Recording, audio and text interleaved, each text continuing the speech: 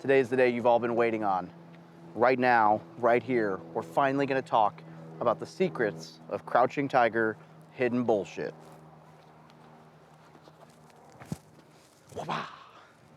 Okay. Intro.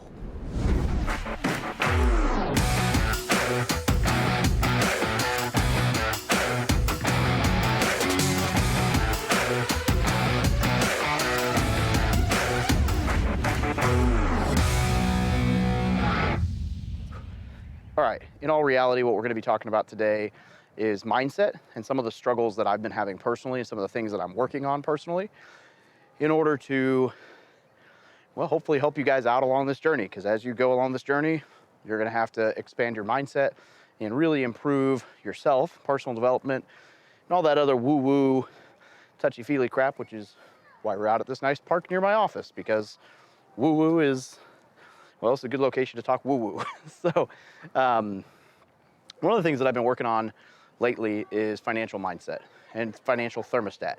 So if you think of a house and you think of the thermostat in a house, if you set it to 68 degrees, if it gets too cold, it'll kick on and warm the house up. If it gets too hot, air conditioning will kick on and cool the house down, and it'll keep it at that 68 degrees. The same is true with your financial mindset and your financial thermostat. So this is the reason why guys who build up millions of dollars worth of wealth and then lose it all can gain it back, because their financial mindset, their thermostat, was set to 7 figures a year or whatever that might be. And then conversely, there are people who will build stuff and work on things and do all this stuff, and they never break that $30,000 threshold, that $100,000 threshold, whatever that is. Because until you can wrap your head around expanding this mindset and growing your financial thermostat, you're always gonna reset to whatever that was. So my buddy talks about how he had a job that was making $120,000 a year, and he had this job that he went to where the pay was gonna be $200,000, but he didn't know that. And he got there, he was a shoe-in for the job. Everybody was like, he was introduced as like the new hire as he's going into the interview. Everything's great, his track record, whatever. And as soon as the guy interviewing said this was a $200,000 job, he said he proceeded to have the worst interview of his life, because mentally he wasn't ready to make that kind of money.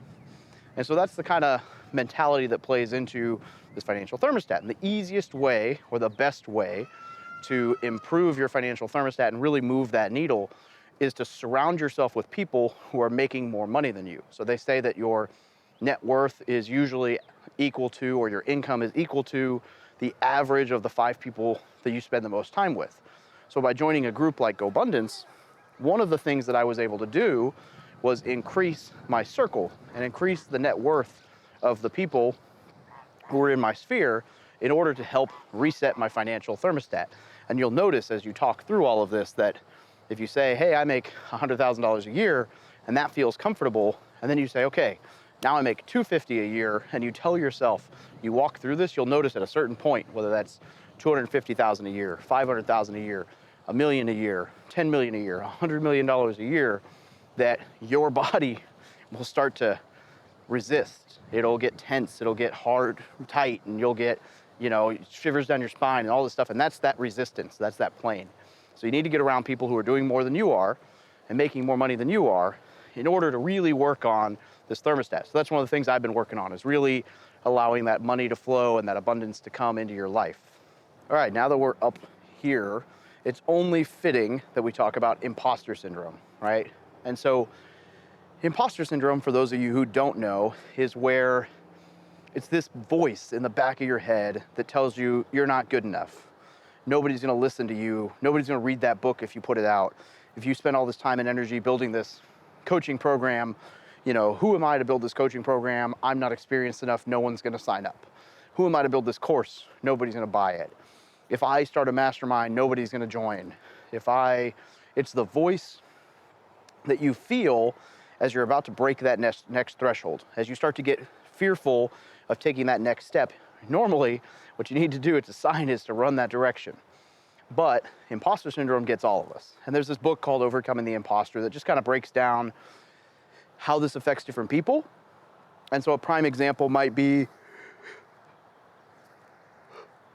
maybe you join a company and you have this advanced degree or you don't have this advanced degree, well, all right. Whew. So maybe you join this company and you don't, or you have an advanced degree and your imposter syndrome is like, well, how am I going to move up in the ranks because I don't have all this experience yet? And you feel that imposter syndrome of like, oh, it's going to take me a while to gain all this experience before I can take that next level. And maybe there's another guy who has all this experience but doesn't have the degree, and imposter syndrome for him rears his head as, how can I take this next step and get to the next level because I have all this experience but I don't have a degree like that guy. And so both these people are jealous of the other and have imposter syndrome because the other, even though they're both potentially equally qualified for the job. So it talks about how everybody has this, how it rears its head in different ways for different people about different things. Imposter syndrome has been a real struggle for me over the last few years, and a prime example is the War Room Mastermind, the real estate mastermind that we host for service members and vets. I had the idea for like 6 months, and I kept saying, wow, if I do this, nobody's going to join. You know, who's going to learn from me? This is going to bonk. Who am I to build this mastermind group? Until my buddy Stu came along and was like, hey, have you ever thought about this? And I was like, yes. Like, yes, I've been thinking about it, and I've been interested in it, and I've just not been doing it. So let's do it. And I took that extra person with the same idea to really push that idea ahead. And now we've got 165, 170 members in the mastermind group who, you know, it's this solid community of service members and vets who really, really help each other out to grow. And it's been wonderful. And so that would have never happened had I not found a way out of imposter syndrome. I had a friend come along. And so imposter syndrome is something that I've definitely been struggling with. I think a lot of people do, as I start building a platform, who's going to watch my content? Who's going to follow me on Instagram? What makes me special? I don't have enough experience to really be doing that, whatever.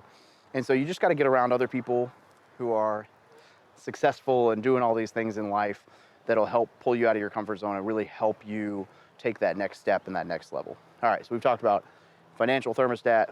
We've talked about imposter syndrome. Those are two of the biggest things that I'm working on. The other is just thinking bigger, right? Don't limit yourself to thinking, oh, this is what I've been doing, so this is what I can continue to do. You can do more. And if you set your sights on $100 million worth of real estate acquisitions and you make 20 million, that's still better than if you set your sights at 10 million and you hit your goal, right? So it's, what's the old adage? If you shoot for the stars and you miss, you'll still be on the moon. And I'm not saying you got to set crazy, unrealistic goals that you're never going to achieve, but definitely be mindful of playing too small. I wish I'd gone bigger and I wish I'd gone harder in the paint when I first started with real estate, because those properties that I bought in 2015, 2018 are worth infinitely more in terms of appreciation than the ones I bought in 2021, 2020. And so I wish I'd gone harder in the paint at first, and I wish I'd bought more and dove all in first. And if I'd gone bigger earlier, I'd be in a whole different spot now than I was at the time. So, all things being said, all things being equal, just play big, right? Go hard. Don't put self-impose a governor on your life, right? A governor, for those of you who don't know, is like, if you think of a Corvette, the car might be able to do 200 miles an hour, but maybe the factory restricts it to 140 so that you don't get yourself in trouble on the highway. You don't want that governor in your life. You want to go all in, 100%, all hard in the paint, whatever motivational acronym thing you want here. With mindset, you need to wrap your head around going big, not getting in your own way, going 100% when you say you're going to do something, and really just diving in to everything you're doing and being present and being focused and putting your efforts into that. A prime example of this is, I guess we'll look at light, right? You look at a light bulb and you're like, wow, cool, the room's bright. But if you focus that energy into a single point, it can cause a fire. And it's the same amount of energy, but it's focused on a single effort, a single thing, and it's that much more powerful. So that's the way you should review your goals. You should set big goals. You should set You should set goals, you should focus on them, you should really go all in. And then you're gonna want some accountability, you're gonna want some people around you that'll help you take that next level, take that next step and get to that next level.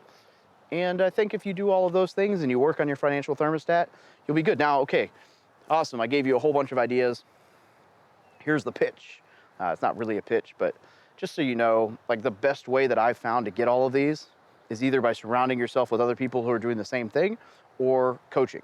And in my opinion, masterminds has been the biggest game changer for me, right? Whether that's, I was in a mastermind with David Green for a little while. Now I'm in GoBundance, you know, the War Room Real Estate Mastermind. The shameless plug is if you're a service member or a veteran and you want to join our mastermind for service members and vets, the War Room, we'd be happy to have you. There's an application. I'll put a link down below, but it's also on my website on the resources. And, you know, that is a community of people who are driven, who are setting big goals. They're focused, they're holding each other accountable, and they're really helping each other take that next step and strive towards their goals for the future. And the amount of success that we've seen in that group and the amount of deals people are doing together, I mean, it's just astounding. It's crazy to think of where these people were 2-3 years ago when they joined the mastermind to now.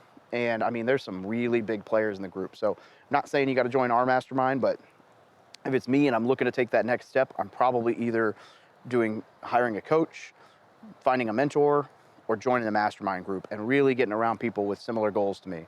And then you just want to make sure you're surrounding yourself with people who are further along in life than you are and have already achieved success, at least to some level, in a similar niche, right? Because if they're successful and they've achieved what you want to achieve and you hang out with them and you follow them along and you learn from them, then you're going to follow that same path, right? So that's it, guys. Mindset is, you know, it's a little bit woo-woo and it's a little bit touchy-feely, but it really will make a difference in your life and it'll make you successful and it'll help you out so much if you just devote a little bit of time and effort every day to work on yourself and work on your mindset and really think through the language you're giving yourself and the positive and negative emotions that you're sending your way, and focus on gratitude and all these things that I didn't even touch on, which are little like actions you can do to help with your day-to-day mindset, your frame of mind, your state of mind. And so if you want more video on that, I can do another one, but hope this was helpful.